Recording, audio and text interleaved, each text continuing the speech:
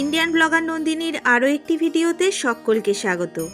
বন্ধুরা, আশা করি সবাই ভালো আছেন, সুস্থ আছেন। ভগবান শ্রী বিষ্ণু এবং মা লক্ষ্মী দেবীর অশেষ কৃপা পেতে কমেন্ট বক্সে অবশ্যই লিখুন জয় শ্রী বিষ্ণু, জয় মা লক্ষ্মী দেবীর জয়।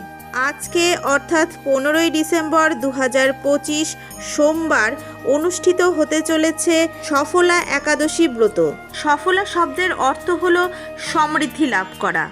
তাই জীবনের সকল ক্ষেত্রে সাফল্য এবং সুখ কামনাকারী যে কোনো ব্যক্তির এই একাদশী পালন করা উচিত। সফলা একাদশী হলো প্রাচুর্য, সাফল্য, সমৃদ্ধি এবং ভাগ্যের দ্বার উন্মুক্ত করার একটি মাধ্যম। আগামীকাল অবশ্যই পালন করুন সফলা একাদশীর ব্রত এবং অবশ্যই শ্রবণ করুন সফলা একাদশীর ব্রত মাহাত্ম্য ও ব্রত কথা। সফলা একাদশী পালন করে ব্রত কথা শ্রবণ করলে সফলা একাদশীর সম্পূর্ণ পুণ্যফল লাভ করতে সমর্থ হবেন।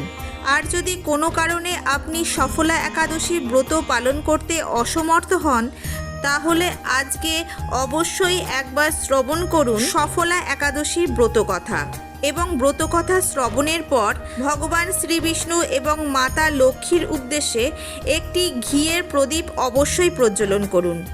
তাহলে আপনি সফলা একাদশীর পুণ্যফল লাভ করতে সমর্থ হবেন। সফলা একাদশীর ব্রত কথা শ্রবণ করব তার আগে ইন্ডিয়ান ব্লগার নন্দিনী চ্যানেলটিকে সাবস্ক্রাইব করে পাশে থাকা বেল আইকনটি প্রেস করার অনুরোধ রইল, যাতে সকল ভিডিওর নোটিফিকেশান আপনারা খুব সহজেই পেয়ে যান। চলুন শুরু করা যাক আজকের ভিডিও। প্রথমে শ্রবণ করব সফলা একাদশীর ব্রত মাহাত্ম্য। যুধিষ্ঠির জিজ্ঞাসা করলেন, হে শ্রদ্ধেয়, পৌষ মাসের কৃষ্ণপক্ষে যে একাদশী পড়ে তার নাম কি? আপনি কি দয়া করে এর পালন সম্পর্কে ব্যাখ্যা করতে পারবেন এবং সেই সময় কোন দেবতার পূজা করা উচিত তা প্রকাশ করতে পারবেন? ভগবান শ্রীকৃষ্ণ বললেন, হে মানবরাজ, আমি যেমন ব্যাখ্যা করছি শোনো।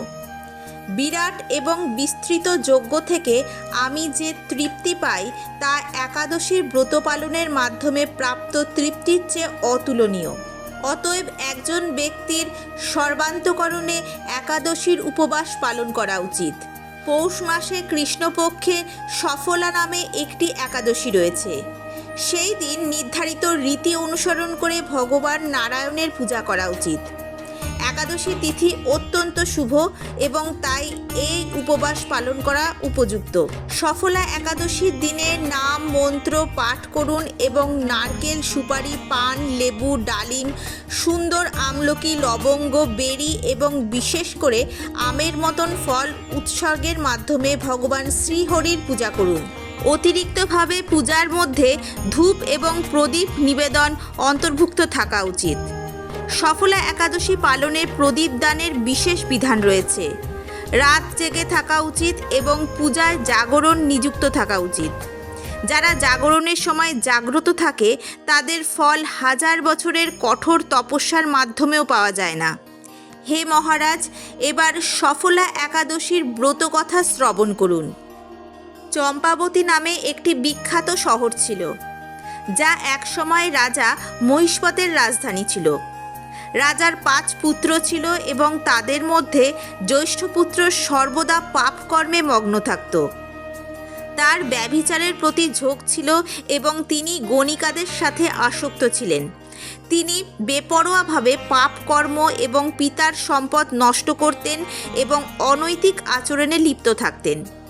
তিনি ব্রাহ্মণদের ক্রমাগত সমালোচনা করতেন, সর্বদা তাদের সম্পর্কে খারাপ কথা বলতেন এবং বৈষ্ণব ও দেবতাদের অসম্মান করতেন।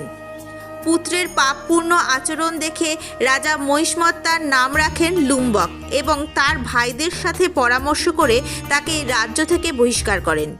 লুম্বক একটি ঘন জঙ্গলে ঘুরে বেড়াতেন, সেখানে অসংখ্য ডাকাতি করতেন, সমগ্র গ্রামের সম্পদ লুট করতেন। একদিন যখন তিনি চুরি করার জন্য একটি শহরে প্রবেশ করেন, তখন রাতের প্রহরী তাকে ধরে ফেললেন। তবে যখন তিনি রাজা মহিষ্মতের পুত্র হিসেবে নিজের পরিচয় প্রকাশ করেন, তখন রক্ষীরা তাকে ছেড়ে দেয়। পাপপূর্ণ জীবনে ফিরে এসে লুম্বক বনের মধ্যে গাছের ফল খেয়ে জীবিকা নির্বাহ করতে শুরু করেন। সেই দুষ্ট অবস্থায় তিনি বনের ধারে অবস্থিত একটি পিপল গাছের কাছে সান্ত্বনা পেয়েছিলেন। এই প্রাচীন পিপল গাছটিকে বনে একটি ঐশ্বরিক সত্তা হিসেবে বিবেচনা করা হতো এবং লুম্বক তার দুষ্ট মানসিকতা সত্ত্বেও সেইখানে বসবাস করতে বেছে নিয়েছিলেন।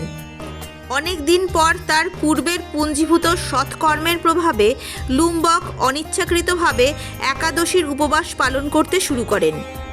পৌষ মাসের কৃষ্ণপক্ষের দশমী তিথিতে তিনি গাছের ফল খেয়েছিলেন এবং কোনো উষ্ণ পোশাক ছাড়াই রাতের তীব্র ঠান্ডায় ভুগছিলেন।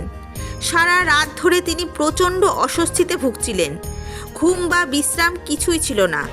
এরপর তিনি জ্ঞান হারিয়ে ফেলেন এবং প্রায় প্রাণহীন হয়ে পড়েন। সূর্যোদয়ের পরেও পাপী লুম্বক অজ্ঞান হয়ে রইল। সফলা একাদশীর দিন সে মূর্ছা অবস্থাতে রইল। বিকেলে তার জ্ঞান ফিরে এলো। ধীরে ধীরে তার আসন থেকে উঠে খোঁড়ার মতো টলমল করতে করতে সে বনের ভেতরে চলে গেল। ক্ষুধা যন্ত্রণায় সে দুর্বল হয়ে পড়ল। হে রাজা, সেই মুহূর্তে ক্ষুধার্ত ও ব্যথিত লুম্বক বনের চারপাশে বিভিন্ন ফলমূল নিয়ে গাছের কাছে তার বিশ্রামস্থলে ফিরে গেল। বিশ্রামস্থলে পৌঁছানোর সাথে সাথেই সূর্য অস্ত যেতে শুরু করলো। তারপর হাত জোর করে লুম্বক গাছের শিকড়কে সম্বোধন করে ফলগুলি উৎসর্গ করলেন। বললেন, সমৃদ্ধির দেবতা ভগবান বিষ্ণু এই ফলের দ্বারা সন্তুষ্ট হন। এই কথাগুলি বলার পর লুম্বক সারা রাত জেগে রইলেন। এইভাবে অনায়াসে তিনি একাদশীর উপবাস পালন করলেন। সেই মুহূর্তে একটি স্বর্গীয় কণ্ঠস্বর ধ্বনিত হলো, হে রাজপুত্র, সফলা একাদশীর আশীর্বাদে তুমি রাজ্য এবং পুত্র উভয়ই পাবে।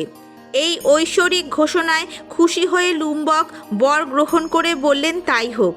পরবর্তীকালে তার আবির্ভাব দিব্য রূপে রূপান্তরিত হয়। সেই দিন থেকে তিনি উচ্চতর বুদ্ধিমত্তা অর্জন করেন এবং ভগবান বিষ্ণুর উপাসনায় নিজেকে নিমগ্ন করেন। দিব্য অলঙ্কারে সজ্জিত হয়ে তিনি একটি নির্দোষ রাজ্য অর্জন করেন এবং 15 বছর ধরে সেখানে রাজত্ব করেন।